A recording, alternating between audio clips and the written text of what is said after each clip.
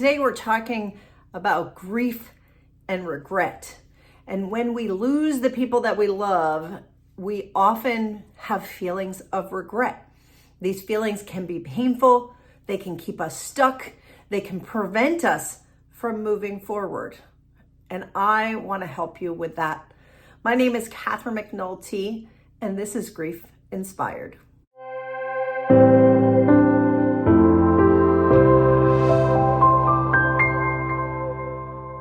So what are we talking about when we talk about regret? When we're talking about regret, we're talking about the things we said, the things we didn't say, the things we wish we had done, or the things that we did and wish we didn't do. So I want to talk a little bit more about regret, what it is, and then what you can do about it.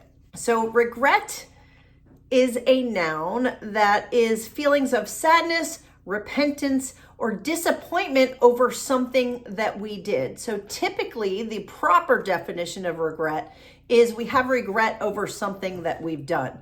Now, in the grief world, we talk about two different types of regret. We can talk about the regret of, we call it commission, meaning the things that we did, which we wish we hadn't done.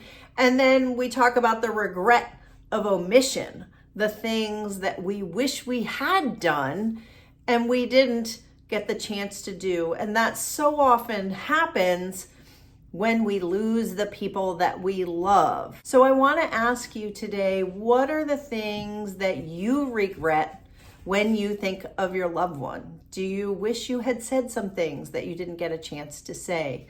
Do you wish that there were some things that you hadn't done, or some things that you wish you could do if you had more time? I want you to take a moment today and drop some of those comments below. And I want you to realize, as part of this, that the feelings of regret are often a universal part of emotion.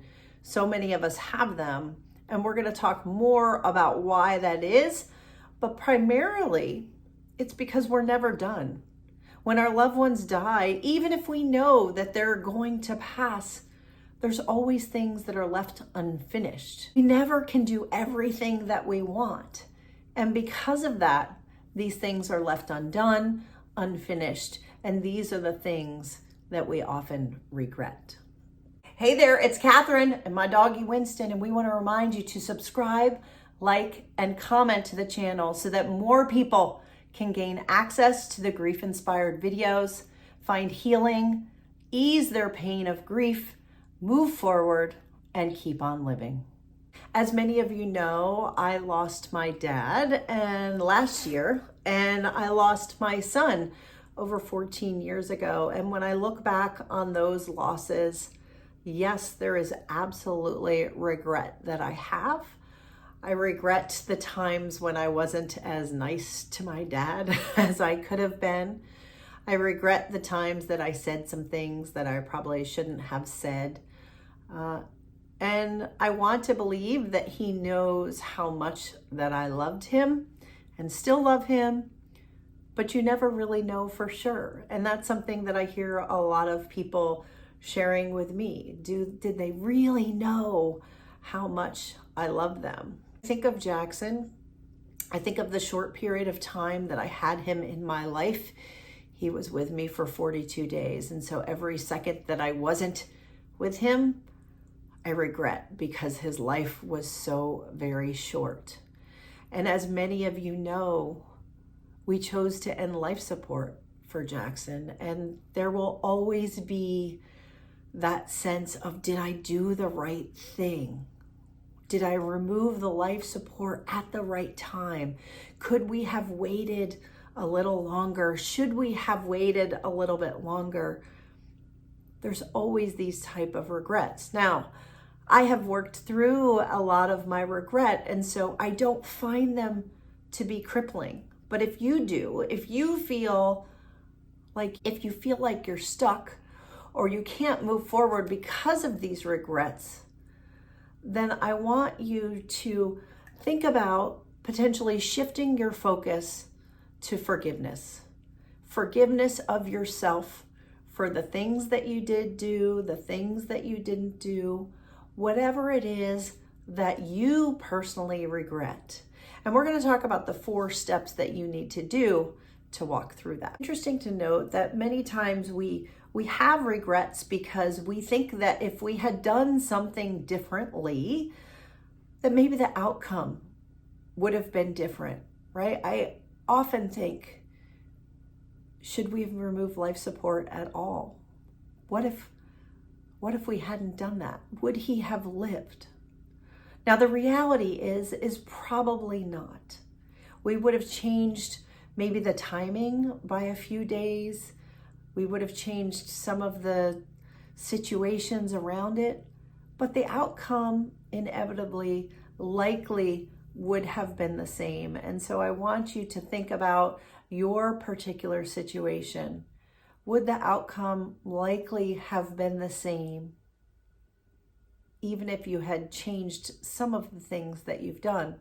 Oftentimes, we want to believe that if we had changed something, if we had done something different, if things had happened or unfolded in a different way, that our loved ones would still be with us. And we want to believe that. We want to hang on to that.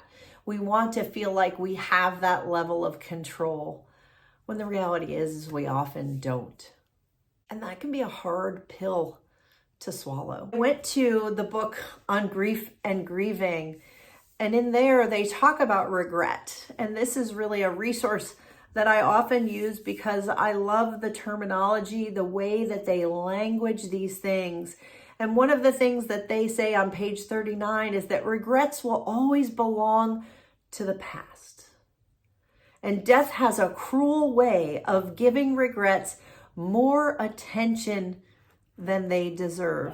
And isn't that the truth? So how do you deal with regret? Well, I'm going to give you 4 things to help deal with regret. Number 1 is that realize that regret is part of the grief process. It's very common. It's something that in some way all of us need to deal with. So if you are dealing with regret, I want you to know that you are not alone, and it's something that if you lean into, if you work through it, you can find the forgiveness, the peace that you're looking for. Step number 2, if you think there are things that have been left unsaid, I want to encourage you to go ahead and say those things now. Say them in the quiet of your heart. Say them to your loved one. It is incredibly healing for anything that you feel like has been left unsaid to be said out loud. And believe that your loved one will hear it. It's healing for you. Next, define what it is specifically that you regret. Become intimate with it. Know what those things are. And then, as one of my therapists said to me, she told me, you did the best you could at the time that you were in with the information and the emotional state that you had. Maybe it wasn't perfect, but you did your best for that time, for that period of life, for that situation that you were in. We don't always do our best.